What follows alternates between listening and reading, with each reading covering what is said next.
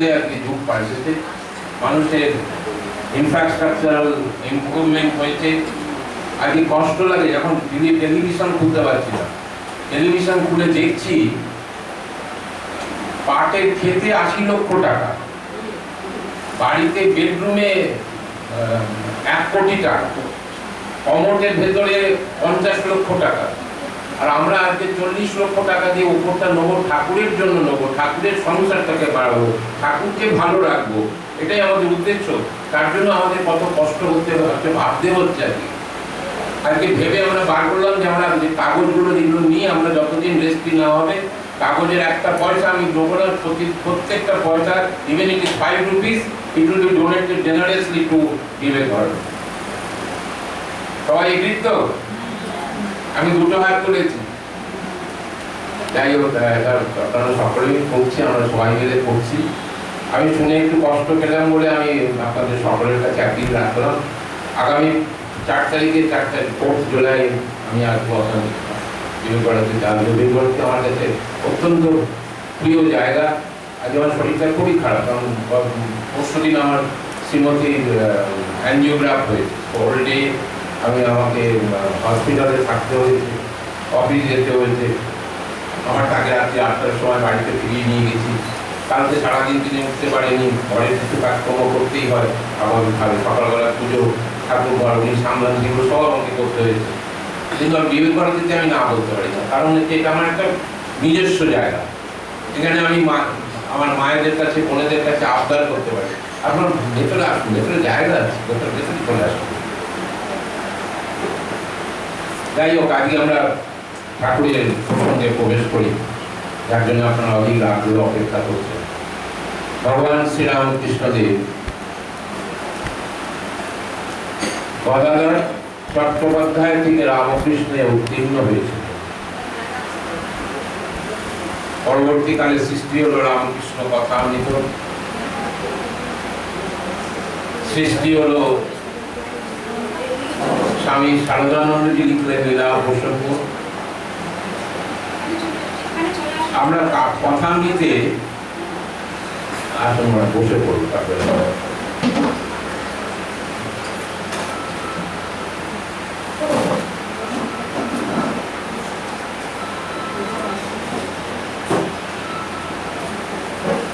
আসনে দিতে চলে আসে, ওই কোনা একটা টুল আছে, ওখানে বসে।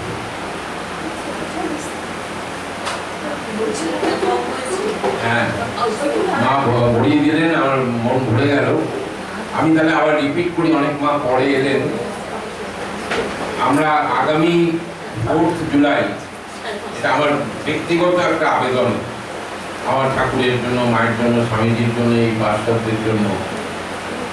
কারণ এদের জীবনের ভিতরে প্রবেশ করলে দেখা যায় যে কি কষ্টটা মানুষের জীবনের জন্য পড়ে গেছে। আমরা আজকে টেলিভিশন খুললে লজ্জা পাচ্ছি নিজেদেরকে বাঙালি বলতে, ভারতবাসী বলতে। কোটি কোটি টাকা নয়-ছয় হয়েছে, তছনছ হয়েছে। মানুষের কষ্টার্জিত টাকা, তাদেরকে প্রোটেক্ট করেছে সুপ্রিম কোর্টে, আবার কোটি কোটি টাকা দিয়ে লয়ার খুশি। Heinous crime, heinous crime. এর থেকে বোধহয় আর কিছু খারাপ কথা বলা যায় না। আমি ভদ্র ভাষায় বললাম, এটা হিনিয়াস ক্রাইম। তাদের বেঁচে থাকার বা আমাদের অন্ন ধ্বংস করবার কোনো অধিকার নেই। আমি খুব সোজা সাপটা ভাষায় বলতে পারি। স্বামীজি, আমার আদর্শ স্বামীজিকে নিয়ে আমি সারাদিন বাঁচি, স্বামীজিকে নিয়ে আমি থাকি, স্বামীজিকে নিয়ে আমি ঘুমাই, স্বামীজিকে নিয়ে আমি নতুন ভারতবর্ষের স্বপ্ন দেখি। তাই স্বামীজির কথাতে বলি যে যারা, স্বামীজি বলেছিলেন, বিজ্ঞানানন্দজির মতন মহাপুরুষকে বলছেন, যদি কিছু পারিস তো কর, নাহলে ভূভার হয়ে থাকিস না, অন্ন ধ্বংস করিস না, গঙ্গায় ঝাঁপ দিয়ে মর। স্বামী বিবেকানন্দ বলছেন, কাকে বলছেন? বিজ্ঞানানন্দজি, যিনি পরবর্তীকালে 1938 সালে 14 জানুয়ারি বেলুড় মঠে যে নতুন মন্দির তিনি করে গেলেন। সেই বকাটা কত বড় কাজে হলো। আর আজকে দেখতে আমাদের কষ্ট হচ্ছে, আমরা ভাবতে দুঃখ হচ্ছে যে আমরা কোটি কোটি টাকা, আমরা সামান্য 40 লাখ টাকা আমরা মানে আমাদের সকলে মিলে চেষ্টা করে হয়ে যাবে নিশ্চয়ই আমাদের, কারণ আমাদের উদ্দেশ্যটা সফল হবে, আমাদের উদ্দেশ্যটা সব, আমাদের উদ্দেশ্য শ্রী রামকৃষ্ণকে নিয়ে, আমাদের উদ্দেশ্য শ্রী শ্রী মাকে নিয়ে, আমাদের উদ্দেশ্য স্বামীজিকে নিয়ে, আমরা সফল হবই, এ ব্যাপারে কোনো সন্দেহ নেই। টুডে আর tomorrow, time is the best healer, একটা কথা আছে, স্বামীজি বলেছিলেন সময় বলে দেবে। স্বামীজির কাছে একজন এসেছিলেন যে স্বামীজি আমি কি করব, সময় বলে দেবে। স্বামীজির কাছে দীক্ষা চেয়েছিলেন, স্বামীজি দীক্ষা দেননি, কারণ তার দীক্ষা রাখালের কাছে হবে। কত বড় প্রফেসি, কত বড় প্রফেট স্বামীজি, কত বড় প্রফেট চিন্তা করুন। স্বামীজিকে নিয়ে যদি সারাদিন সকাল থেকে রাত অবধি থাকা যায়, দেখবেন স্বামীজি আপনার পাশে আছে। সেই স্বামী বিবেকানন্দের কলকাতা, সেই স্বামী বিবেকানন্দের বাংলা, সেই বাংলায় আমরা এই দিচ্ছি। আমার মা বলে যে স্বাধীনতা নেই বেরোনোর পরে, অতীত আছে, কেউ কোনো নেতা নেত্রীরা বলছেন 8টার পরে মেয়েদের বেরোনো উচিত না। কেন? এই ভারতবর্ষে লক্ষ্মীবাঈর জন্ম হয়েছিল, কেন বেরোবে না মেয়েরা? কেন আলাদা করে চোখে দেখা হয়? এই ভারতবর্ষে শ্রী শ্রী মা সারদা দেবী জন্মেছেন, এই ভারতবর্ষে বিষ্ণুপ্রিয়া জন্মেছেন, কেন মেয়েরা বেরোবে না? হ্যাঁ, প্রয়োজন হলে তারা হাতে তরবারি ধরবে, হাতে রিভলভার ধরবে, কিন্তু পুরুষ শাসিত সমাজে তারা শাসিত হবে না। এই অঙ্গীকার করে আজকে আমরা সন্ধ্যার আলোচনায় প্রবেশ করি। ভগবান শ্রীরামকৃষ্ণদেব গদাধর চট্টোপাধ্যায় থেকে শ্রীরামকৃষ্ণ হওয়ার পথে অত্যন্ত কঠিন পথ, সেই পথের খবর কিন্তু আমরা অনেকেই রাখি না, অনেকেই জানি না। আর ঠাকুর এখানে বসে আছেন, শুনছেন আমাদের কথা, বিশ্বাস করুন বাস্তব সত্য, ধ্রুব সত্য। যেমন সারাদিন রোদের পরে এখন সন্ধ্যা হচ্ছে, যেমন সত্য সূর্য ডুবলেন, অর্থাৎ সূর্য সরে গেল, পৃথিবীর অন্য প্রান্তে চন্দ্রমা এলেন, ঠিক তেমনি সত্য শ্রীরামকৃষ্ণ। কিন্তু শ্রীরামকৃষ্ণ তো শ্রীরামকৃষ্ণ হয়েই জন্মাননি, শ্রীরামকৃষ্ণ হননি। তার পথটা খুব কঠিন পথ ছিল। সেই কঠিন পথে দুই মহামানব মানবী যাকে সব থেকে বেশি সাহায্য করেছিলেন, তাদের অন্যতম হচ্ছেন ভৈরবী যোগেশ্বরী ব্রাহ্মণী ঠাকুর, যাকে বলতেন বামনী। কথা মিটেতে কয়েকটি জায়গায় আলোচনায় ঠাকুর বলতেন বামনীর কথা। সেই বামনী হচ্ছেন ভৈরবী যোগেশ্বরী ব্রাহ্মণী, মহিষী নারী। কেন তিনি এলেন দক্ষিণেশ্বরে? কেন ঠাকুরকে 6টা বছর তন্ত্র সাধনায় সিদ্ধ করে গেলেন? ভারতবর্ষের আধ্যাত্ম ইতিহাসে এক বিরলতম ঘটনা। আমরা যদি ইতিহাসের পাতা খুলে দেখি, তন্ত্র সাধনার 64 রকমের তন্ত্র সাধনা আছে। এই সমস্ত রকম তন্ত্র সাধনা সিদ্ধ ছিলেন ভৈরবী যোগেশ্বরী ব্রাহ্মণী। এই ভৈরবী যোগেশ্বরী ব্রাহ্মণী। আর কেন বা তিনি দক্ষিণেশ্বরে এলেন? আর তিনি তো নারী।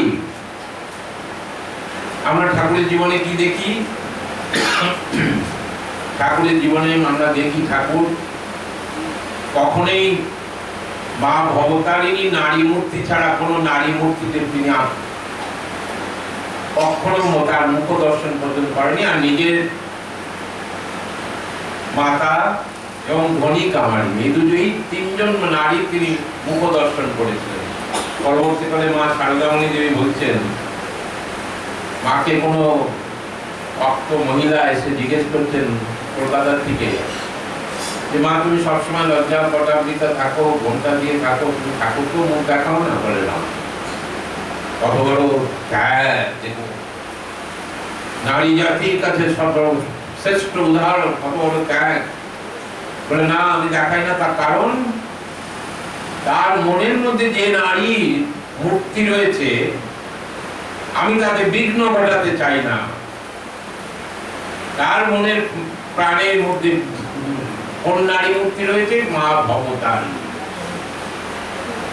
সেই মা ভবতারিণীর একটি অংশ, সচল মা ভবতারিণী নেমে এসেছিলেন 1861 সালের কোন একটা সময় গঙ্গা বক্ষে এসেছিলেন। তিনি হচ্ছেন ভৈরবী যোগেশ্বরী ব্রাহ্মণ। চোখ বুঝে একটা মিনিট ভাবুন, ঠাকুর দক্ষিণেশ্বরে পুষ্প চয়ন করছেন, কি অপূর্ব। ঠাকুর গুনগুন করে রাধিকার গান গাইছেন। শ্রী রাধিকা, শ্রী রাধিকাও তার কাছে প্রণম্য ছিলেন। সর্বদাই রাধিকার কথা তিনি বিভিন্ন সময় বলেছেন। পুষ্প চয়ন করছেন মা ভবতারিণীকে, সুন্দর একটি মালা করে দেবেন। তার মনে বড় বাসনা। ভোরবেলায় সামনে প্রবাহিত গঙ্গা, পবিত্র গঙ্গা, পুষ্প চয়ন করছেন, শ্রী রাধিকার গুনগুন করে গান করছেন। হঠাৎ দেখছেন বকুলতলার গঙ্গার ঘাটে একটি নৌকা এসে ভিড়েছে। একটি নৌকাতে একজন অপরূপা সুন্দরী, এই কথাটা আমি উচ্চারণ করছি না, শ্রীরামকৃষ্ণ স্বয়ং উচ্চারণ করছেন। এখানেই খালাসিটা। ঠাকুর যে কোনোদিন কোন নারীর মুখ দর্শন করেননি, তিনি বলছেন অপরূপা সুন্দরী, এলোকেশী চোখ, হাতে এক হাতে তার ত্রিশূল, আরেক হাতে একটি ঝোলা। উনি দেখেই আশ্চর্য হয়ে গেছেন। দেখেই ভাগ্নে হৃদয়কে ডাকছেন, ওরে ঋতু আয় রে আয়, শিগগিরই এখানে আয়। তো ভাগ্নে হৃদয় সবসময় ঠাকুরের এক বেক অ্যান্ড কল, আমরা যাকে বলি ইংরেজিতে এক বেক অ্যান্ড কল। মা যখন ছেলেকে ডাকলে ছেলে দৌড়ে আসে মায়ের কোলে, ঠিক তেমনি দৌড়ে এসছেন। কি হয়েছে? ওই দেখ দেখ বকুলতলার ঘাটে ঠাকুরের পুষ্পচয়ন মাথায় উঠলো। পুষ্পচয়ন নেই, এই জায়গাটা খুব ভালো করে বুঝুন। ঠাকুরের পুষ্পচয়ন মাথায় উঠলো, মা ভবতারিণীকে মালা দেবেন সেটা মাথায় উঠলো, তিনি পুষ্পচয়ন করাটা ভুলে গেলেন। তাড়াতাড়ি দেখ বকুলতলার ঘাটে একজন ভৈরবী এসছে, অপরূপা সুন্দরী। আপনি হৃদয় তাকিয়ে আছেন ঠাকুরের দিকে। কি হলো? ঠাকুর আবার একই, মামার আবার একই, কোনদিন কোনো মহিলার দিকে তাকান না, কোনো নারীর দিকে তিনি তাকান না। আবার বলছেন অপরূপা সুন্দরী, তাকে গিয়ে বল আমি এখানে আছি, এখানে নিয়ে আয়। আপনি হৃদয় করলেন খুব বিপদে। এমনিতেই তার চাকরি কনফার্মেশন হচ্ছে না, যখন তখন চাকরি চলে যেতে পারে। দক্ষিণেশ্বর মন্দিরে তার এত অপরাধ আছে যে তার যে কোনো সময় চাকরি নট হয়ে যেতে পারে। সেই জন্য তিনি চাকরি যে কোনো সময় যে আবার এই মামার চাকরি তা যাবে না, কারণ মকুলবাবু মামাকে খুব ভালোবাসে। ছোট বাচ্চার কখনো বাবা বলে, কখনো এই করে। মামার তার কাছ থেকে সমস্ত রকম আডু অ্যাডভান্টেজ নেয়, সমস্ত অ্যাডভান্টেজ গুলো দিচ্ছে, কিন্তু আমার চাকরিটা চলে যেতে পারে। এই মহা বিপদে পড়লাম। আর বলছে খুব সুন্দরী। মামা তো এইসব বলতো না। মামা হঠাৎ কি হলো? মামার হঠাৎ কি হলো? ভাবছেন মামার আবার পরিচিত বলতে কোনো দোষ এলো নাকি? সাদা সাদা চোখে দেখছে, খুব সুন্দর জায়গা। দেখুন সাদা চোখে তিনি দেখছেন মামার কাণ্ড। ভৈরবী ব্রাহ্মণীকে গিয়ে বললেন আপনাকে আমার মামা ডাকছেন। তিনি কোনো উত্তর দিলেন না, নীরবে। কোনো উত্তর না দিয়ে তিনি আস্তে আস্তে ভাগ্নের হৃদয়কে অনুসরণ করতে করতে ভগবান শ্রীরামকৃষ্ণের ঘরে প্রবেশ করলেন। এখানে মনে মনে কথা হচ্ছে, কোনো সাউন্ড নেই কথায়। ভৈরবী ব্রাহ্মণী বলছেন বাবা তুমি যে এখানে বসে আছো আমি কি জানতাম? ঠাকুর শুনতে পেয়ে বলছেন ভালো জিনিস পেতে গেলে কষ্ট করতে হয়, তুমি কষ্ট না করলে আমার কাছে আসবে কি করে? দুজনের কথা হয়ে গেল। ঠাকুর তাকিয়ে আছেন ভৈরবীর দিকে, ভৈরবীও তাকিয়ে আছেন ঠাকুরের দিকে। ঠাকুরও তাকিয়ে আছেন, এক অপূর্ব দৃশ্য যা ভাগ্নে হৃদয়ের বোধগম্য হচ্ছে না। কি রে বাবা, কি বিপদে পড়লাম। এদিক ওদিক তাকাচ্ছেন, কেউ তো মন্দিরের খাজাঞ্চি বাবুরা কেউ দেখছে না, তো এখনকার দিনে হলে মোবাইলে ছবি তুলে ভিডিও করতো, ভাবছেন কি হলো, এমনি পালাবো না কি করব। দুজনের কথোপকথন হচ্ছে না, শুধু একজনের দিকে তাকিয়ে আছেন। ঠাকুর ভীষণ আবেগ ভাবে তাকিয়ে আছেন, ভৈরবী যোগেশ্বরী ব্রাহ্মণী অশ্রুতে ভেসে যাচ্ছে। এই অশ্রুই ইজ এ টার্নিং পয়েন্ট, একদম টার্নিং পয়েন্ট হলো ভাগ্নের হৃদয়ের কাছে। কেন উনি দেখে মামাকে দেখে কান্দান করেন। ঠাকুর তখন মা কাঁদছো কেন, মা কাঁদছো কেন, পৃথিবীর শ্রেষ্ঠ ওয়ার্ড মা। তখন তিনি বুঝলেন যে নিশ্চয়ই দৈব আদেশে তিনি এখানে এসছেন। মা তুমি কাঁদছো কেন, আমি তো আছি। তখন ঠাকুর ভাগ্নের হৃদয়কে নিয়ে তাড়াতাড়ি করে গেলেন মন্দিরে, গিয়ে ওনার জন্য একটু ফল প্রসাদ একটু মিষ্টান্ন নিয়ে এসে ওনাকে আগে সেবা করতে দিলেন। সেবা তো উনি নিয়ে হাতে করে নিয়েছেন, কিন্তু নিজে মুখে তুলতে পারছেন না। নিজে হাতে আগে তুলে একটি প্রসাদের টুকরো ঠাকুরের মুখে দিলেন। ভাগ্নের হৃদয় is the witness of this event. তিনি যেন একটা সিরিয়াল দেখছেন, আজকে টেলিভিশনের জন্য একটা সিরিয়াল দেখছেন। তারপরে ভৈরবী যোগেশ্বরী তিনি মুখে তুললেন। ভাগ্নের হৃদয় শুধু একটা জিনিস লক্ষ্য করেছিলেন, ভৈরবী যোগেশ্বরী একটা গেরুয়া রঙের একটা চাদর গলা দিয়ে জড়ানো ছিল, আর এখানে একটা পুটলি ছিল। তার একটা কৌতূহল হলো যে পুটলিটা কি। রঘুবীর শিলা, পুটলিটা হচ্ছে রঘুবীর শিলা। কে রঘুবীর? শ্রীরামচন্দ্র। তিনি তার সাধনায় কাশী থেকে বহুদিন আগে সেটা প্রাপ্ত তিনি হয়েছিলেন এবং সেটা বলেছিলেন, যেদিন তুমি স্বয়ং সচল রঘুবীরকে দেখবে সেদিন তুমি এটা গঙ্গা বক্ষে নিক্ষেপ করবে।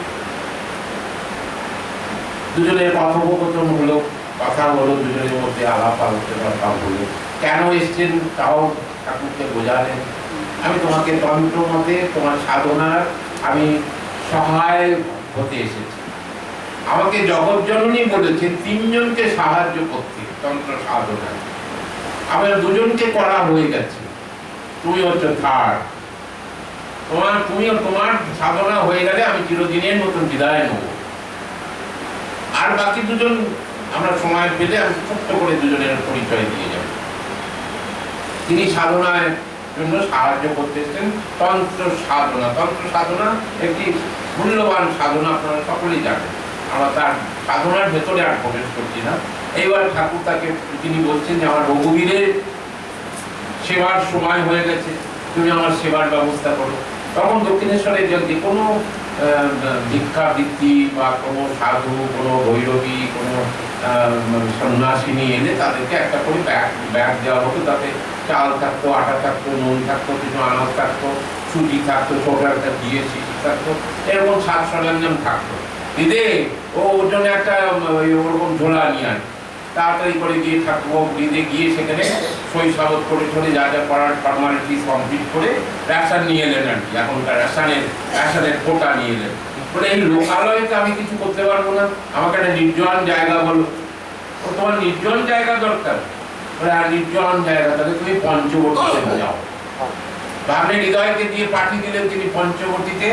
তিনি গঙ্গা স্নান করে এসে নিজে হাতে রঘুবীরের জন্য ভোগান্ন রন্ধন করলেন, ভাত করলেন, তাতে আলু সেদ্ধ দিয়েছেন, ডাল সেদ্ধ করেছেন, সব নিয়ে মিষ্টান্ন ঠাকুর পাঠিয়ে দিয়েছিলেন। সব নিয়ে তিনি তার রঘুবীর শিলাকে বার করে তাকে স্নান করিয়েছেন। তাকে তিনি পূজা করে তিনি অশ্রুতে ভেসে যাচ্ছেন ধ্যানস্থ হয়ে। তিনি তাকে আহ্বান করছেন যে তুমি এসো, তুমি আহার গ্রহণ করো, তুমি ভোগান্ন গ্রহণ করো। ভগবান শ্রীরামকৃষ্ণদেব তার গৃহে তার পক্ষে থাকতে পারলেন না। কে যেন একটা ধাক্কা দিচ্ছে, কে যেন তাকে একটা ধাক্কা দিচ্ছে। তিনি ধাক্কা খেয়ে যেন সোজা এসে পঞ্চবটিতে চলে এলেন। পঞ্চবটিতে রঘুবীরের পাশে তিনি বসে খাদ্য গ্রহণ করতে আরম্ভ করলেন। খাদ্য প্রায় শেষ হয়ে এসছে। ভৈরবী ব্রাহ্মণী জানতেও পারেননি তিনি এতটাই ধ্যানস্থ ছিল। যখন চোখ খুললে দেখলেন সচল রঘুবীর সামনে বসে তার ভোগান্ন অন্ন গ্রহণ করছেন, তখন তিনি ভাবলেন যে আজকে আমার পূজা সমাপ্ত হলো। তারা তখন ঠাকুর বলছেন, কি করলাম আমি? মা বলো তো এর কি হয়েছে? আমি বলতেন না তো, কখনো আমি বলতেন না। ঠাকুরের কথামৃতে বা জেলা প্রসঙ্গে কোথাও দেখবেন না ঠাকুর নিজেকে আমি বলছে। আমি হচ্ছে সব থেকে বড় অহংকার, আমি বলে কিছু নেই, আমিত্ব বলে কিছু নেই। কি সুন্দর ভাবে বলছে, মা বলো তো এর কি হয়েছে? তো ব্যামো, অনেক ব্যামো হয়েছে আমার। গঙ্গা প্রসাদ সেনকে নিয়ে এসে সেজবাবু আমার চিকিৎসা করিয়েছে। সোনার তেল, তখনকার দিনে একটা তেল পাওয়া যেত, তার নাম ছিল সোনার তেল। স্বর্ণকাররা, ছোট্ট করে বলে দিই মায়েদের মানে কৌতূহল নিরসনের জন্য, স্বর্ণকারদের যখন তারা তো সোনার গয়না টয়না বানাতো, তখনকার কিন্তু হাতের, এখনকার মেশিনের অর্নামেন্টস হয়, জাং জুয়েলারি হয়, সেগুলো আপনারা জানেনি। তো যেই ইসের থেকে যে ছোট ছোট টুকরো কোথাও পড়ে থাকতো সেগুলোকে গলিয়ে একটা দামি তেল তৈরি হতো। সেই তেলটা দিলে নাকি পাগলও সুস্থ হয়ে যেত। তো মথুরবাবু অনেক কস্টলি তেল আনিয়ে গঙ্গাপ্রসাদ সেনকে দিয়ে দেখিয়ে তেল আনিয়ে ঠাকুরের মাথাতে পর্যন্ত মাখিয়েছিলেন। তাতেও কিছু হয়নি। কেন হয়নি আসছি আমরা সেই জায়গায়, তাতেও কিছু হয়নি। তখন বলছে যে এর কি হলো, এরকম পাগলামি করলাম কেন? না বাবা, তুমি কোনো পাগলামি করো, তুমি আমার আজকে পূজার সমাপন করলে, তুমি আজকে আমার পূজার সমাপন করলে। কি জানি বাবু, তোমরা যে কি সব বলো আমি তো কিছু বুঝি না। এই বালক স্বভাব, এই বালক শ্রীরামকৃষ্ণ এরকম হতে বলছে ঠাকুর, আপনাকে আমাকে সকলকে বালকের মতন পড়ে থাকো, তার শ্রীচরণে বালকের মতন থাকো। আমি কিছু জানি না, আমি তুমি আমাকে যা করাচ্ছ, আজকে সন্ধ্যায় আমি বিবেক ভারতীতে আসার কথা ভেবেছিলাম, কিন্তু তুমি নিয়ে এসছো। আমি কিন্তু আসিনি রিক্সার খরচ করে, কি অটোতে কি করলো, তুমি আমাকে নিয়ে এসছো। এইটা ভাবতে হবে। আজকে এই জায়গা থেকে আমরা এই শিক্ষাটুকু নিতে পারি যে আমরা নিজেরা কিচ্ছু করি না। প্রতিটা নিঃশ্বাস, আমরা যে নিঃশ্বাস নিচ্ছি, প্রশ্বাস নিচ্ছি, প্রতিটা নিঃশ্বাস ঈশ্বরের দেওয়া। এটা সর্বৈবভাবে সত্য, সেটা বিশ্বাস করতে হবে। সূর্য চন্দ্রমা যেমন সত্য, শ্রীরামকৃষ্ণ যেমন সত্য, প্রতিটা নিঃশ্বাসও তেমনি সত্য। আর নিঃশ্বাস যেদিনকে শেষ, সেদিনকে মানুষকে মৃত বলা হবে। তখন ভৈরবী ব্রাহ্মণী ঠাকুরকে প্রণাম করছেন। তিনি তাকে সন্তানের মতন দেখে ঠাকুরকে তিনি প্রণাম করছেন। কি করছো মা, এর আবার কি হলো? পরে তিনি রঘুরূপী শিলাকে গঙ্গায় বিসর্জন দিলেন চিরদিনের মতো। মা তুমি বলো তো আমার কি হয়েছে? যে তোমার কিচ্ছু হয়নি। আমার ব্যাগ, আমার ঝোলাতে শাস্ত্র আছে, আমি শাস্ত্র খুলে দেখিয়ে দেবো।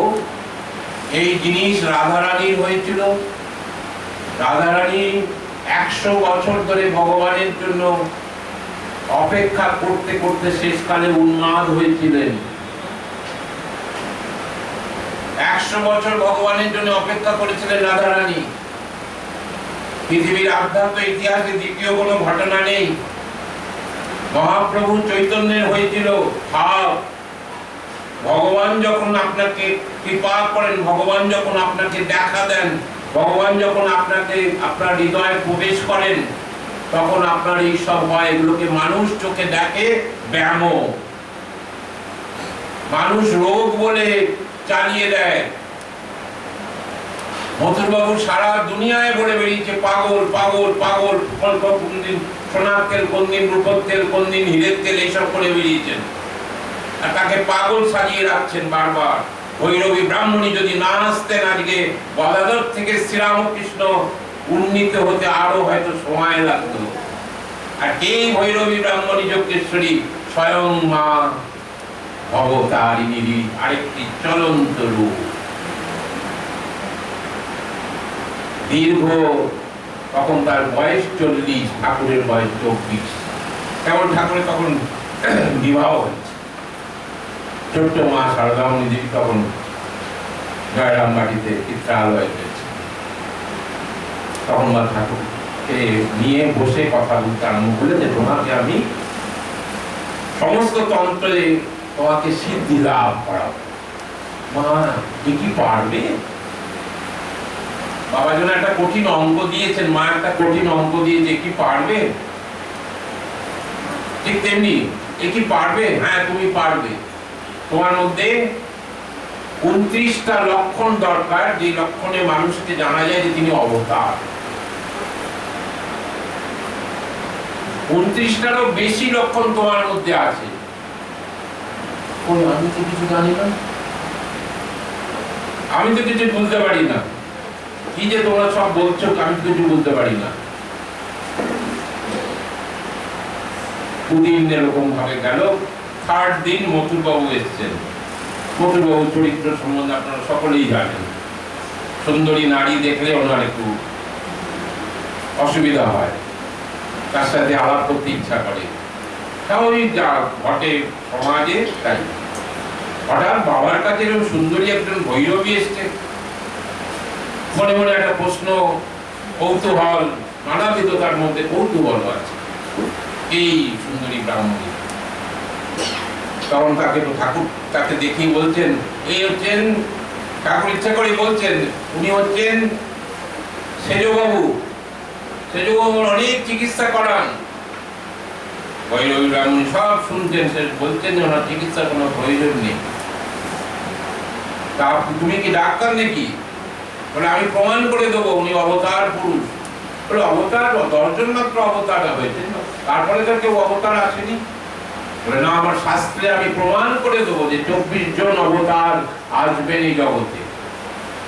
24 জন অবতার আসবেন। কৃষ্ণ দ্বৈপায়ন ব্যাসের ব্যাখ্যা আছে, সেখানে 24 জন অবতারের কথা আছে, তিনি আসবেন। ওনার মধ্যে অবতারের সমস্ত শক্তি আছে, শুধু নয় অবতারের সৃষ্টি যেখান থেকে হয় উনি তার থেকেও বড়। অবতারের সৃষ্টি যেখান থেকে হয় তিনি ওর থেকেও বড়। তো মথুরবাবু এইসব বিশ্বাস হলো না। মথুরবাবু বিশ্বাস হলো না, রানী রাসমণিরও বিশ্বাস হলো। তখন রানী রাসমণি বেঁচে আছেন। রানী রাসমণি শুনে কি করেছিলেন, যে ঘটনা হয়তো আপনারা কেউই জানেন না। রানী রাসমণি এই কথাটা শুনে, রানী রাসমণি গালে ঠাকুর চর বসিয়েছিলেন, তিনি মামলার কথা ভাবছিলেন মায়ের সামনে বসে বলে। তাতে সবাই লাঠি নিয়ে তেড়ে মারতে এসেছিল। ঠাকুর তাড়াতাড়ি করে গিয়ে মা ভবতারিণীর পেছনে লুকিয়ে পড়লেন যে the best shelter in the world, মায়ের পেছনে থাকলে আমাকে কেউ কিছু করতে পারবে না। রানী রাসমণি পর্যন্ত ঠাকুর অবতার কিনা পরীক্ষা করে গেছেন। কিভাবে? ঠাকুরের শয়ন কক্ষে 2 জন সুন্দরী নারীকে কলকাতা থেকে আনিয়ে মাঝরাতে ঢুকিয়েছে। And this is a fact.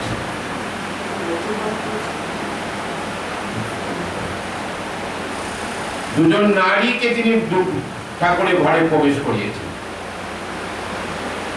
তারা স্বাভাবিক নারী নয়, তারা দেহ ব্যবসা করে। ঠাকুর তারা ঠাকুরকে স্পর্শ করতে গিয়ে তারা স্পর্শ করতে পারেনি। দেখছেন ঠাকুরের সারা শরীর দিয়ে একটা জ্যোতি বেরোচ্ছে। হঠাৎ ঠাকুর জেগে উঠে বলছেন, মা তোমরা? একজন নারীকে একটা পুরুষ যখন মা বলে, সে যে শ্রেণীর নারী হন না কেন তার মন বিগলিত হতে বাধ্য। মা বলে যে সম্বোধন করছেন, তিনি তো আমার সন্তান, তাকে আমি স্পর্শ করবো, তাকে আমি পরীক্ষা করবো, ঠিক তারা অনুতপ্ত। ঠাকুর তাদের সান্ত্বনা দিচ্ছেন, তাতে কি হয়েছে? সবাইকে তো বলেছেন আমাকে পরীক্ষা করো, রাতে করো, দিনে করো, বিড়ে দিয়ে করো, এই দিয়ে করো, সেই দিয়ে করো, সমস্ত রকম অ্যাসিড টেস্ট করো। I have no objection, I have no problem. open challenge to the entire universe. Test me whatever way you like. কারণ ভৈরবী ব্রাহ্মণী প্রতিষ্ঠা করবেন জগৎ সমক্ষে দক্ষিণেশ্বর মন্দির প্রাঙ্গণে। আজকে দক্ষিণেশ্বর মন্দির আমরা দেখতে যাই, আরবানাইজেশন হয়েছে, এত বড় ব্রিজ হয়েছে, দোকানগুলো সরে গেছে, অমুক হয়েছে তমুক হয়েছে, কিন্তু এই দক্ষিণেশ্বর মন্দির শাশ্বত সনাতন ধর্মের শ্রেষ্ঠ স্থান। আজ কাশী, বৃন্দাবন, কেদারনাথ, বদ্রীনাথ সব জায়গায় যাই, কিন্তু আজ এই দক্ষিণেশ্বর মন্দির হচ্ছে, আজ যদি ভৈরবী ব্রাহ্মণী চলন্ত অবতারিণী এসে শ্রীরামকৃষ্ণকে অবতার শ্রেষ্ঠ না করে যেতেন, আজ আমাদের সনাতন ধর্ম পর্যন্ত উলুণ্ঠিত হতো।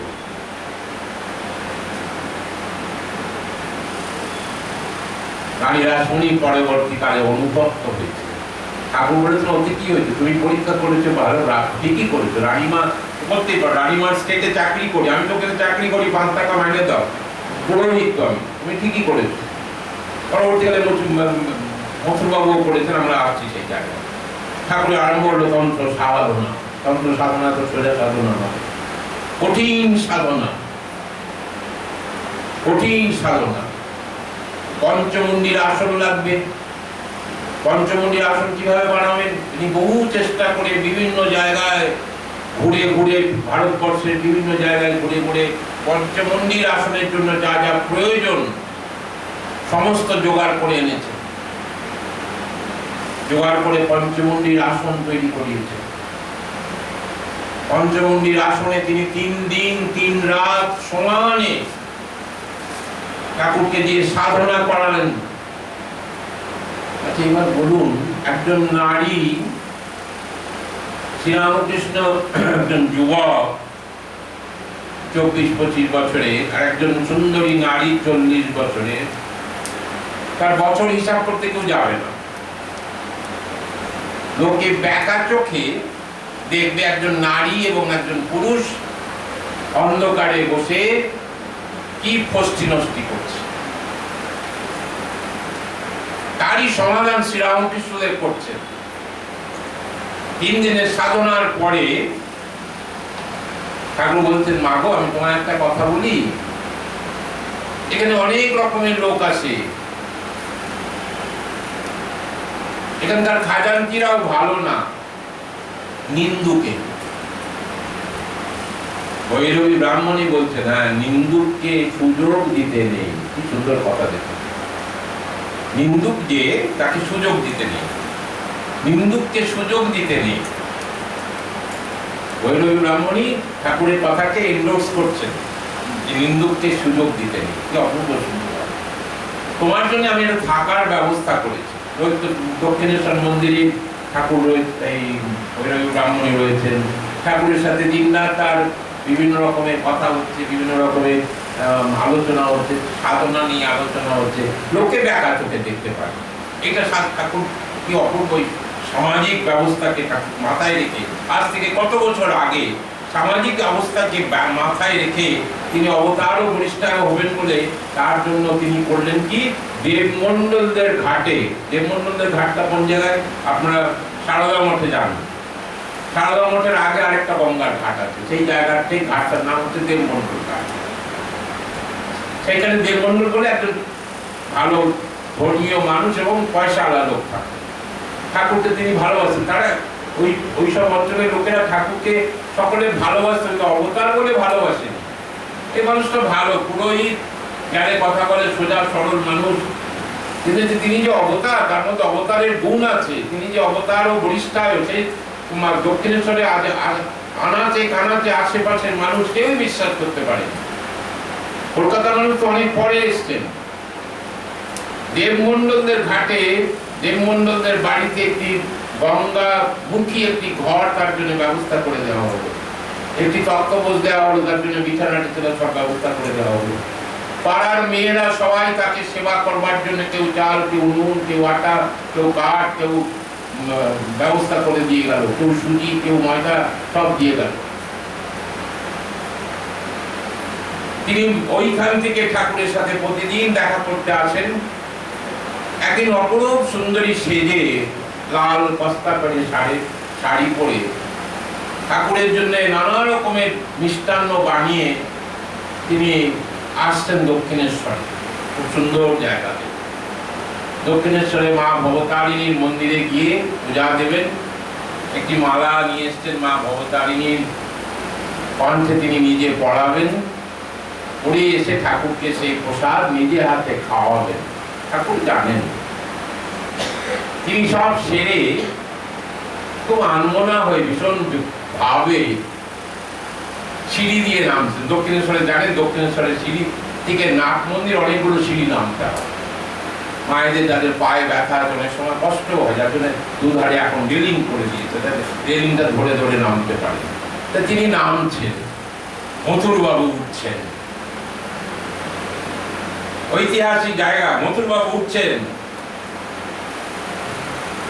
ব্রাহ্মণী মথুর বাবুকে দেখেছেন কিন্তু কোনো কথা বলছেন না। মথুর বাবু ঘুরে নিজে কথা বলছেন, কি গো ভৈরবী, ভালো আছো? তা তোমার ভৈরব কোথায়?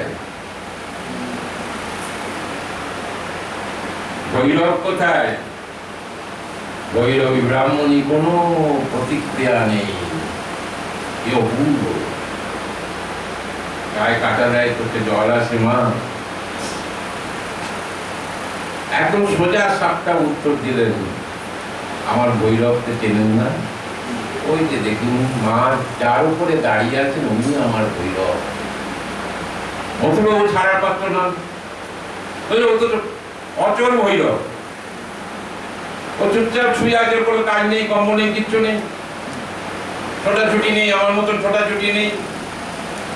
আমাকে ভৈরব করলে তুমি ভালো, বেশি উপকার হতো তোমার, এইসব ভাবছেন। কিন্তু উত্তরটা দিচ্ছেন দেখুন, যদি অচল ভৈরবকে সচল না করতে পারি, অচল ভৈরবকে যদি সচল না করতে পারি, কিসের ভৈরব, কিসের সাধনা? পৃথিবীর আধ্যাত্ম ইতিহাসের শ্রেষ্ঠ উত্তর দিলেন, আমার সাধনায় আমি অচল ভৈরবকে সচল করব, তাহলেই তো আমার সাধনা সম্পূর্ণ হবে। পূর্ব উত্তর দিল। মথুরবাবুর মুখ চুন হয়ে গেল। সোজা শ্রীরামকৃষ্ণের পক্ষে এসে তিনি ঠাকুরকে খাওয়াচ্ছেন। মথুরবাবু পেছন পেছন আসলেন হ্যাংলার মতন, ভৈরবী আমার জন্য একটু রেখো, ও ভৈরবী আমার জন্য একটু রেখো। ভৈরবী বেশি পাত্তা দিচ্ছেন না যাকে বলে। তিনি দূর থেকে একটা মিষ্টি হাতে তাকে তুলে দিলেন। তা ভৈরবী, তুমি যখন বলছো যে উনি অবতার, তার প্রমাণ কোথায়? তা তুমি ডাকো পণ্ডিতদের ডাকো, পণ্ডিতদের সবাইকে ডাকো, আমি ব্যবস্থা করছি। আমি সমস্ত পণ্ডিতদের সামনে, শাস্ত্রকে সামনে রেখে, শাস্ত্রকে বিচার করে, শাস্ত্রের মাধ্যমে আমি প্রমাণ করে দিয়ে যাব উনি অবতার, উনি অবতার এবং উনি অবতার। মথুরবাবু তাও বিশ্বাস নেই। মথুরবাবু ভাবলেন এই ভৈরবীর থেকে যদি শ্রীরামকৃষ্ণ বাবাকে, ছোট ভট্টাচার্যকে যদি আমি আলাদা করে কিছুদিনের জন্য নিয়ে যাই, এরা তো কেটে পড়বে। তিনি ঠাকুরকে নিয়ে গেলেন জানবাজারে। জানবাজারে ঠাকুর বালক স্বভাব। মথুরবাবু এবং মথুরবাবুর স্ত্রীর মাঝখানে পর্যন্ত ঠাকুর শয়ন করেছেন, বালকের মতন, তাদের সন্তানের মতন, সন্তান স্নেহে। তাকে জগদম্বা দেবী তাকে স্নেহ করেছেন, ভালোবেসেছেন। ঠাকুরও তাদের স্নেহ ভালোবাসায় আপ্লুত হয়েছে। কিন্তু বালক, জগদম্বার বালক, তাকে জগদম্বার বালক বলা হচ্ছে। একদিন মথুরবাবু একটা ঘটনা ঘটালেন, আরো নোংরা ঘটনা। তিনি ঠাকুরকে বলছেন, বাবা চলো আমরা একটুখানি গড়ের মাঠে বেরিয়েছি, একটু হাওয়া খেয়ে আসি। বালক স্বভাব, তার তো মনে কোনো প্রাণবোধ নেই, পাপ নেই, কিচ্ছু নেই। তার তো প্রতিটা মুহূর্ত নিবেদিত, সমর্পিত মা ভবতারিণীর শ্রীচরণে। বলে হ্যাঁ চলো যাই। মধুরবাবুর বড় ছেলে দাড়িখানা, তিনিও ঠাকুরকে নিয়ে বহু জায়গা বেড়াতে গেছেন। বড়বাজারে গুরুদুয়ারাতে নিয়ে গেছেন, সেখানে ঠাকুর ঘন্টার পর ঘন্টা বসে আছেন। দাড়িখানা বিরক্ত হচ্ছেন, তখন যখন বলেছেন তুমি এতক্ষণ ধরে বসে আছো, বলে গুরু নানক আমার সাথে এসে আলাপ করেছেন, আমার সাথে কোলাকুলি করেছেন। এগুলো তখন মানুষ বিশ্বাস করেনি, মানুষের বোধগম্য হয়নি। মথুরবাবু কি করলেন? ষড়যন্ত্র করলেন। তখন কলকাতার নাম করা ভাইজি লক্ষ্মী বাই, নাম করা লখনৌ তখনকার দিনের মানে বাইজিদের বিরাট ঘরানা ছিল, সেখান থেকে একজন বাইজি মেছো বাজারে তার একটা আস্থানা ছিল, তিনি মাঝে মধ্যে আসতেন। মধুরবাবু, তারপরে আমাদের গিরিশবাবু সেইখানে পরবর্তীকালে যেতেন, সেখানে গিয়ে আনন্দ ফুর্তি করতেন, মদের আসর বসতো, এইসব হতো।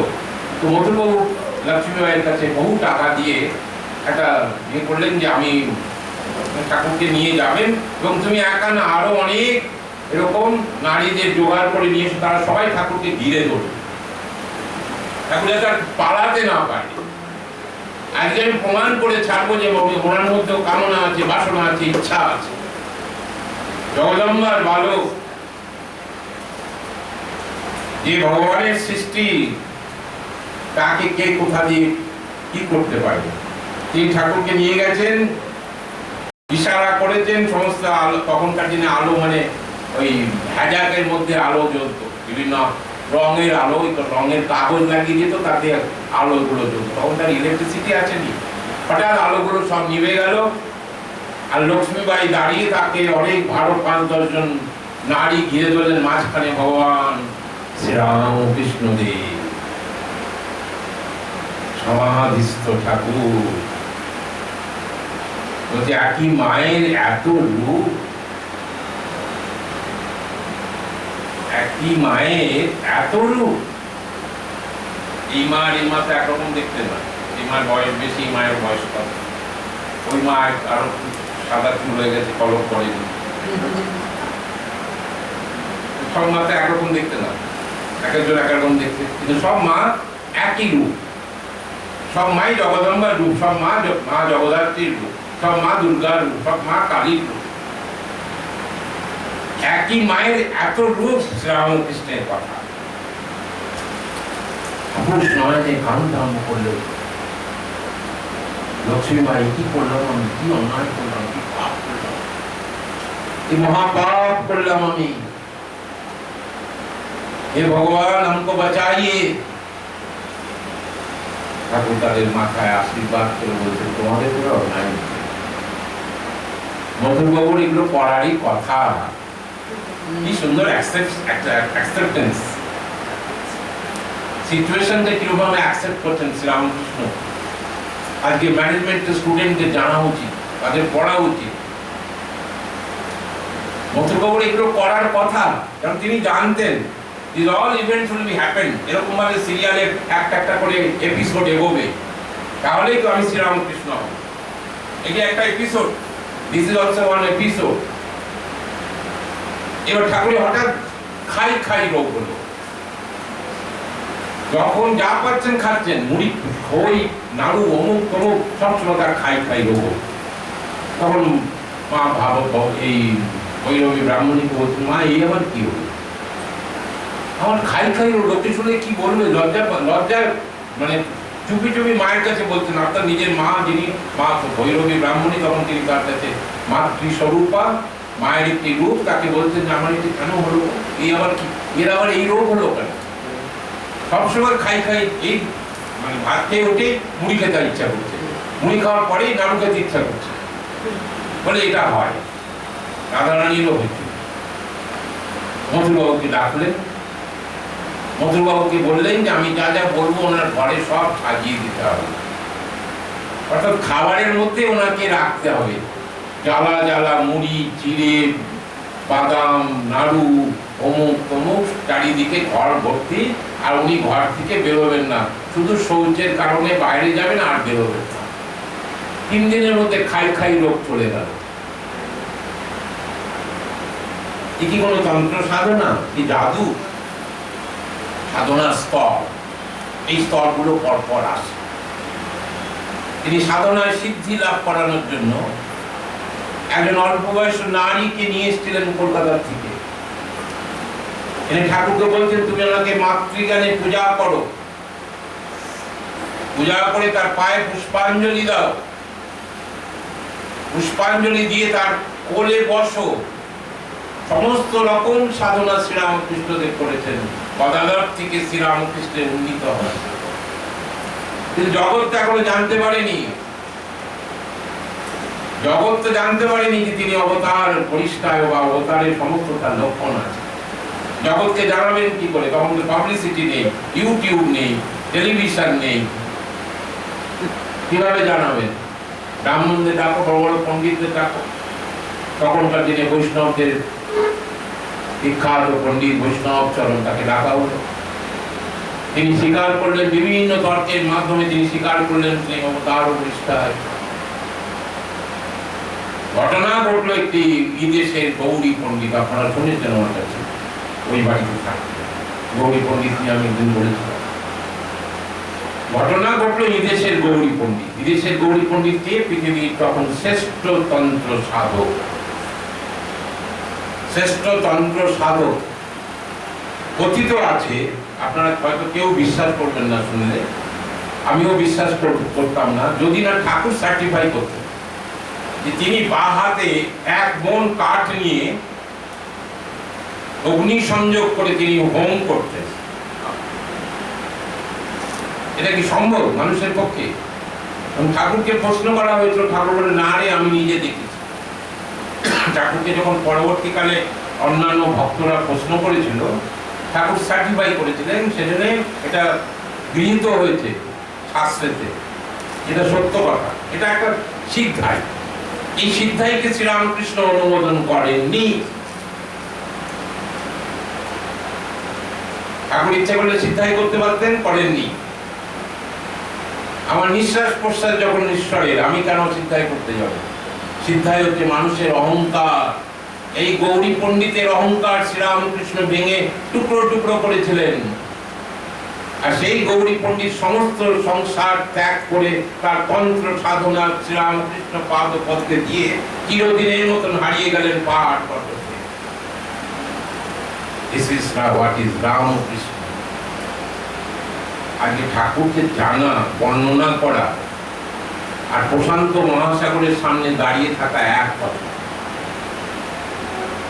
আমরা যখন সাগরের ধারে গিয়ে দাঁড়াই, অপর প্রান্তে দেখি আকাশ নেমে এসছে, ভাবি যদি আমি, শিশুদের মনে হয় আমি যদি জাহাজে করে পুরো সাগরটা পেরিয়ে যেতাম, তাহলে আমি আকাশটাকে ছুঁতে পেতাম। আকাশকে কোনোদিনও ছোঁয়া যায় না। সেই মহাকাশ হচ্ছেন আমাদের ঠাকুর শ্রীরাম। গৌরী পণ্ডিতকে ডাকা হলো। গৌরী পণ্ডিতের একটা অহংকার ছিল। কিসের অহংকার? তিনি অপর পক্ষে যদি যেখানেই যেতেন আর কি, তর্ক বিতর্ক, তখনকার দিনে তর্ক সভা হতো। আপনারা ইতিহাসে যারা স্টুডেন্ট পড়াশোনা করেছেন, সামাজিক তত্ত্ব নিয়ে যারা পড়াশোনা করেছেন জানেন, তখনকার দিনে তর্ক বিতর্ক সেটা একটা বিরাট বড় একটা ঘটনা। তাকে কেন্দ্র করে সেদিনকার খাওয়া দাওয়া ও অন্য অমুক তমুক সব হতো। তো তিনি সেই দক্ষিণেশ্বরে যখন প্রথম আমরা ছোটবেলায় যেতাম, দক্ষিণেশ্বরে একটা বড় আট মতন একটা গেট ছিল, দুধারে শাখার দোকান ছিল। সেই জায়গা থেকে তিনি চিৎকার করতে করতে আসছেন। তাকে ডাকা হয়েছে, প্রথমের দিকে আসবেন না, ও পাগল, ঠাকুরের কাছে কি জন্য যাবো? আমি একজন বড় সাধক, মরা মানুষকে বাঁচাতে পারি। ওনার একটা মাত্র গুণ ছিল, উনি ওনার স্ত্রীকে পূজা করতেন অষ্টমী। প্রতি অষ্টমীতে তিনি তার স্ত্রীর পায়ে অঞ্জলি দিতেন, অর্থাৎ একটি নারীকে দুর্গা রূপে পূজা করেন। ভগবান শ্রীরামকৃষ্ণের 5ই জুন ফলহারিণী পূজা, এটা ডিফারেন্ট ডাইমেনশন, এর সাথে তুলনা কোথাও হয় না। আমরা দেখেছি ঋষিরাও পুজো করেছে, ঋষিরাও তাদের সহধর্মিণীকে পূজা করেছে। কিন্তু শ্রীরামকৃষ্ণের 5ই জুন ফলহারিণী কালী পূজার সঙ্গে কারো কোথাও তুলনা হয় না। তিনি আসছেন যখন 100-150 লোক নিয়ে, বিরাট, যেমন আজকাল তো নেতারা 50 জন লোক নিয়ে ঘরে থাকেন, এদিকে 50 এদিকে 50 লোক নিয়ে পড়ে, যাকে কেউ কিছু না করতে পারে। তাদেরই এখন টিভিতে দেখা যাচ্ছে, তাদেরই বাড়ি থেকে কর্তব্য কাজ করে। গৌরী পণ্ডিত ওরকম একজন বড় নেতার মতো না। আর উনি যত দূর মানে কাছাকাছি এসে গেলে একটা মানে ভয়ঙ্কর একটা আর্তনাদের মতো চিৎকার করতেন, হারে রে রে রে রে বলে একটা চিৎকার করতেন। কি বলতেন আমি জায়গাটা আপনাদের পড়ে শুনিয়ে, ওটা মনে রাখা যায় না। হ্যাঁ, আমি প্লাগ দিয়ে হ্যাঁ, হারে রে রে রে রে নিরালম্ব লম্বোদর জননী কং ইয়ামি শরণ, এই বলতে বলতে ঢুকতেন। মানে অর্থাৎ আমার যে অপোনেন্ট, তার শক্তিকে আমি কেড়ে নিচ্ছি। আর হঠাৎ ঠাকুর কি আরম্ভ করলেন, ঠাকুর তার থেকেও জোরে হারে রেড়ে আরম্ভ করলেন। This is the fun of Sri Ramakrishna. ঠাকুর তার থেকেও জোরে চিৎকার করে হারে রেড়ে চিৎকার করছেন। তো দক্ষিণেশ্বর মন্দিরের সব খাজানচিরা ভেবেছে বোধহয় ডাকাত করছে, লেঠেলদের সব পাঠিয়ে দিয়েছে লাঠি দিয়ে। এসে দেখে না, কোনো লাঠির ব্যাপার তো নেই। আর যত তিনি আসছেন কাছে, তত তার শক্তি কমে যাচ্ছে। There is a science, Sri Ramakrishna science, Sri Ramakrishna philosophy. এই জন্যই রমানলা বলছেন, আমি সায়েন্সের কিছু জানি না, কিন্তু আমি জানি যদি কোনো সায়েন্টিস্ট জন্মে থাকেন পৃথিবীর আধ্যাত্ম ইতিহাসে, এই ধরিত্রীতে, he is none other than Shri Ramakrishna. এই ঠাকুরের সিদ্ধাই না, ঠাকুরের সার্পেন্টাইন পাওয়ার না, মায়ের কৃপা। শিবানন্দজি ভেবেছিলেন, তার বাবা যখন বললেন যে মা জগৎজননীকে পূজা করে যায়, এত বড় জগতের এইটুকু মা। মা কালীর মূর্তিকে দেখে তার সন্দেহ হয়েছিল যে এত বড় জগতে এইটুকু মা হতে পারে। তার ধারণা ছিল না যে এই ছোট্ট মূর্তির মধ্যে জগৎ আবিষ্ট। ঠাকুরের কাছে আসার পরে তিনি এরকম একটা হয়ে গেলেন। তর্কের পর তর্ক চলল, বরাবুত 7 দিন ধরে বিভিন্ন কথা, বিভিন্ন আলোচনা। ভৈরবী, যজ্ঞেশ্বরী, ব্রাহ্মণী, জগৎ সমক্ষে তিনি প্রমাণ করলেন গদাধর শুধু অবতার নন, অবতার ও পরিষ্ঠায়। দুটি মত আছে এখানে, যে মতটা গ্রহণযোগ্য আমাদের কাছে, শ্রীরামকৃষ্ণ নামটা সম্ভবত ভৈরবী ব্রাহ্মণী দিয়েছিল। আরেকটি মত আছে যে পরবর্তীকালে বহু পণ্ডিত মিলে তার নাম দিয়েছিলেন। কেউ বলেন মথুরবাবু তার নামটা দিয়েছিলেন, কিন্তু আমার কাছে গ্রহণযোগ্য যেটা, আমি সেটা আপনাদের সামনে তুলে ধরি। ভৈরবী ব্রাহ্মণী বোধহয় বলেছিলেন যে একই দেহে নিতাই ও গৌরাঙ্গ, এইবার একই খোলে নিতাই ও গৌরাঙ্গ এসেছেন। একই খোলে রাম ও কৃষ্ণ এসেছেন, সেটা বলার কোনো অবকাশ থাকে না। তাহলে সেই তিনি নামটা দিয়ে গেলেন। 6টা বছর তিনি শ্রীরামকৃষ্ণকে সাধনা করালেন। তার একটি মাত্র বাসনা ছিল শ্রীরামকৃষ্ণের বাসভূমি, জন্মভূমি দেখা, অর্থাৎ কামারপুকুরে তিনি ঠাকুরের সাথে গেলেন। স্বাভাবিকভাবে তখন ঠাকুর সাধনায় সিদ্ধ। ঠাকুরকে দেখে বহু মানুষের সমাগম হয়েছে, চিনু শাকারি এসছে, আরো অনেকে এসছেন। ঠাকুরের গুরুমাতা ভৈরবী যজ্ঞেশ্বরী ব্রাহ্মণীর সাথে কথা হচ্ছে। সবাই তখন ঠাকুরকে কেন্দ্র করে একটা বিরাট উৎসব হলো। সবাই প্রসাদ পেতে বসছেন, শালপাতায় সবাই প্রসাদ পেতে বসছেন। ভৈরবী যজ্ঞেশ্বরী ব্রাহ্মণী চিনু শাকারি নিম্ন শ্রেণীর মানুষ, আমরা সবাই জানি, কিন্তু ঠাকুরের কাছে সে অত্যন্ত উচ্চ শ্রেণীর একজন ভক্ত। চিনু শাকারি ঠাকুরের থেকে অনেক বয়সে বড় ছিলেন। চিনু শাকারি প্রথম বলেছিলেন, গদাই আগামী দিনে তোকে সবাই অবতার বলবে, কিন্তু জানবি সবার আগে অবতার আমি তোকে বললাম। তিনি ভগবান বিষ্ণুকে দেখেছিলেন গদাইয়ের, ছোট্ট গদাইয়ের মধ্যে দিয়ে। তিনি তখন তাকে চন্দন পরিয়ে দিয়েছিলেন, মালা পরিয়ে দিয়েছিলেন। সেই চিনু শাকারি প্রসাদ পাওয়ার পরে পাতাটা তুলতে যাচ্ছেন। ভৈরবী যজ্ঞেশ্বরী ব্রাহ্মণীকে দৌড়ে বললেন যে না, তোমাকে এই পাতা তুলতে হবে না। অর্থাৎ সেবকের সেবা করা, ভক্তের সেবা করা মানুষের ধর্ম। তিনি পাতাটা তুলতে যাচ্ছিলেন, কিন্তু বাদ সাধলেন ভাগ্নে হৃদয়, খুব কটু বাক্য দিয়ে তাকে অপমান করলেন। এটা গ্রাম্য পরিবেশ, তুমি কিছু জানো না, এইসব এখানে করতে যেও না। তাতে উনি খুব আঘাত পেলেন। এটা তার কাছে প্রত্যাশিত ছিল না। ফিরে এলেন মনমরা হয়ে। কি অপূর্ব জায়গা থেকে চোখে জল আসে। ফিরে এলেন মনমরা হয়ে। কয়েকটা দিন বাদেই ঠাকুরকে বলছেন, বাবা আমার কাজ শেষ হয়ে গেছে। আমি এর আগে দুজনকে সিদ্ধিলাভ করেছি, চন্দ্র এবং গিরিজা, কিন্তু তোমার মতন অবতার আমি আর দেখিনি। জগৎ মাতার কৃপায় তোমার সঙ্গে আমার যাত্রা এখানেই শেষ। ঠাকুর কি সুন্দর বলছেন, তাই তো মা তুমি চলে যাবে। ঠাকুর কিন্তু তাকে আটকাচ্ছেন না, কারণ ঠাকুর যেন সব জানেন, মানে একবার পূর্ব নির্দিষ্ট যেন সব কথা। কারণ অলরেডি এন্টার্ড তোতাপুরী, দক্ষিণেশ্বর প্রাঙ্গণে অলরেডি এন্টার্ড তোতাপুরী। সারফেসে আসেননি, সামনে আসেনি, কিন্তু অলরেডি এন্টার্ড তোতাপুরী। আর একটা সাধনা হবে বলে। কিন্তু ভৈরবী যজ্ঞেশ্বরী ব্রাহ্মণের ইচ্ছা ছিল যে ঠাকুর যেন এই অদ্বৈতবাদের সাধনা না করে। কিন্তু ঠাকুর তো সর্ব সাধনায় সিদ্ধি লাভ না করলে তো অবতার পরিচিত হবেন না।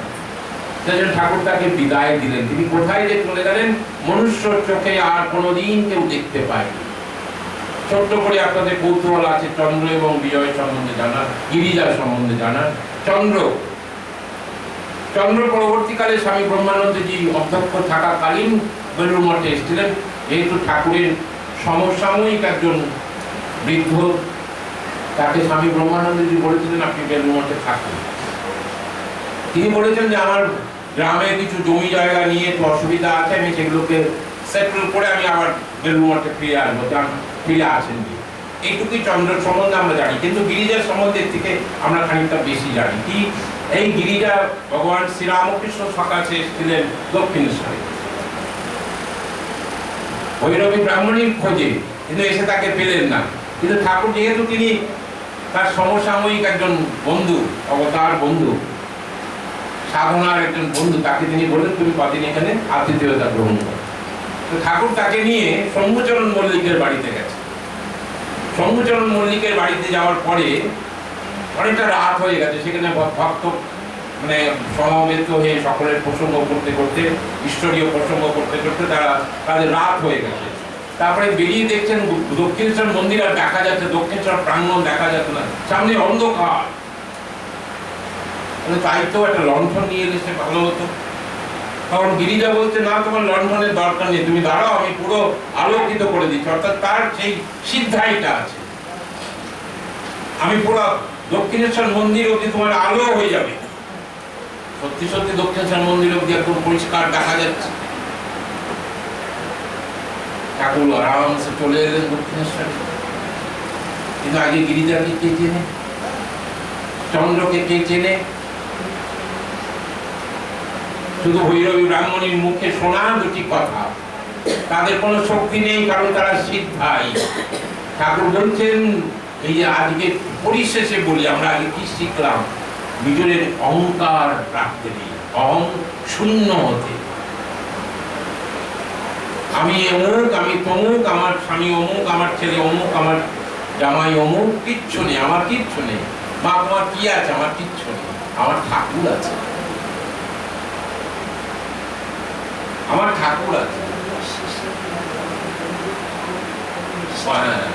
আবার রিপিট করে, আমার মনে আছে, ঘুরেছি যখন আমি থাকবো।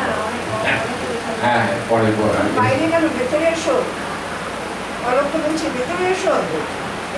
তো ওইটাই আমাদের কাছে সব থেকে বড় অহংকার। আজকে কষ্ট হয় যাদের ঘর থেকে ৮০ লাখ ১ কোটি টাকা পাওয়া যাচ্ছে, তাদের তো জেল থাকতে হবে।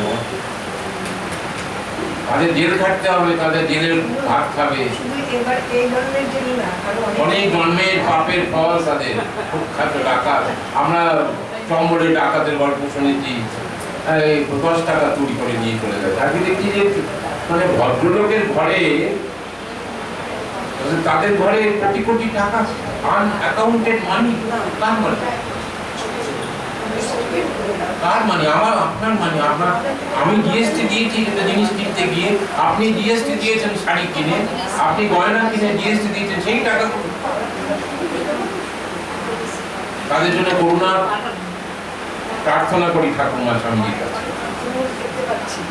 যারা নতুন এসছেন তারা বলে যাবেন কেমন লাগলো। হ্যাঁ, আমাদের সঙ্গে আজকে অনেকেই নতুন এসছেন, আপনিও বোধ হয় নতুন এসছেন, তাই না?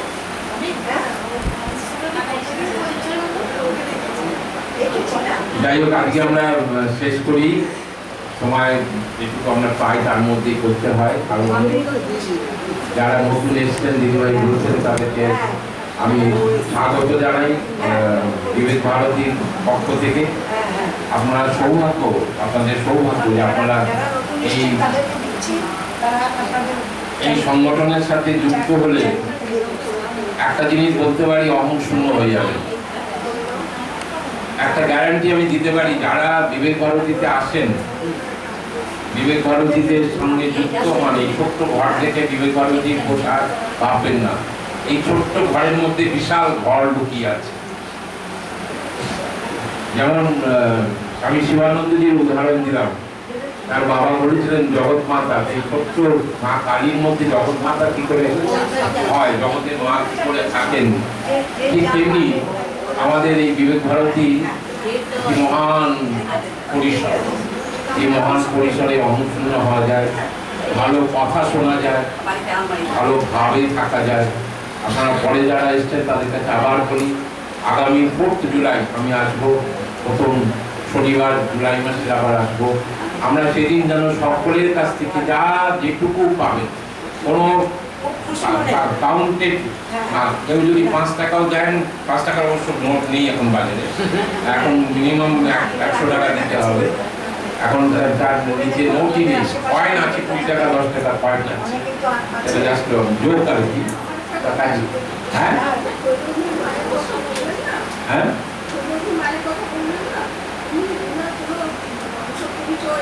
হ্যাঁ, ভৈরবী ব্রাহ্মণী মা জন্মগ্রহণ করেছিলেন যশোর জেলার একটি মানে অখ্যাত গ্রামে। সেখানে তার 9 বছর বয়সে তাকে বিয়ের জন্য যখন প্রস্তাব দেওয়া হয়, তিনি ঘর থেকে পালিয়ে যান। ঈশ্বরেরই অভিষ্ট ইচ্ছায় তা ওনার জীবনটা শ্রীরামকৃষ্ণের সাথে এত বড়, তার জীবনীটা আমরা আলোচনা করার সুযোগ পাইনি। আমার মনে থাকবে, আমি আগামী দিনে নোট করে রাখলাম। ওনার জীবনে ছোট্ট একটুখানি যেটুকু আমরা জানি, আমরা ভালো বলেছেন আপনি, থ্যাংক ইউ ভেরি মাচ। যাই হোক, আমরা আবার বলি যে আমরা আমাদের প্রাণের সংগঠন বিবেক ভারতী, আমাদের সকলের ভালোবাসার জায়গা। এখানে আমরা নারী পুরুষের কোনো নেই, ভেদাভেদ নেই, জাতি ধর্মের কোনো ভেদাভেদ নেই, সবাই আসতে পারে। সব যুবকরা এরকম সব মিষ্টি ছেলেরা সুন্দর করে কাজ করছে, ওদের পাশে থাকুন। আগামী দিনে ওরাই চালাবে। আমরা তো আস্তে আস্তে শরীর খারাপ হয়ে যাবো, অসুস্থ হয়ে পড়বো, আসতে পারবো না, কারো পায়ে ব্যথা, কারো এই কাজে।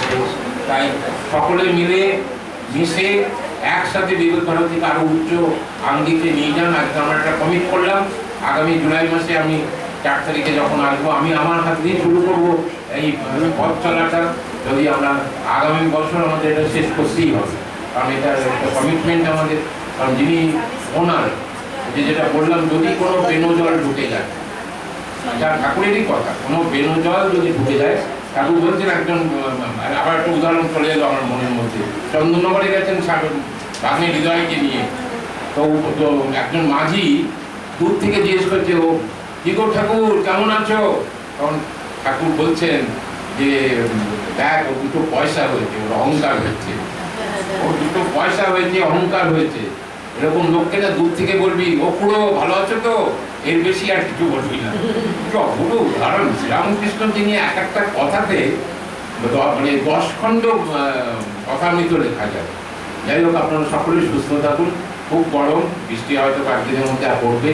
সুস্থ থাকুন, ভালো থাকুন, নিজের শরীরের খেয়াল রাখুন, বেশি করে জল খান। খুবই কঠিন একটা সামাজিক অবস্থার মধ্যে আমরা যাচ্ছি। আগামী দিন ভালো হবে এই আশা রেখে আজকে আমরা ভগবান শ্রীরামকৃষ্ণদেব, মা সারদা দেবী, যোগনায়ক স্বামী বিবেকানন্দ, সমস্ত পার্শ্বদের আকুল চরণে লক্ষ কোটি প্রণাম জানাই। নমস্কার, নমস্কার, নমস্কার।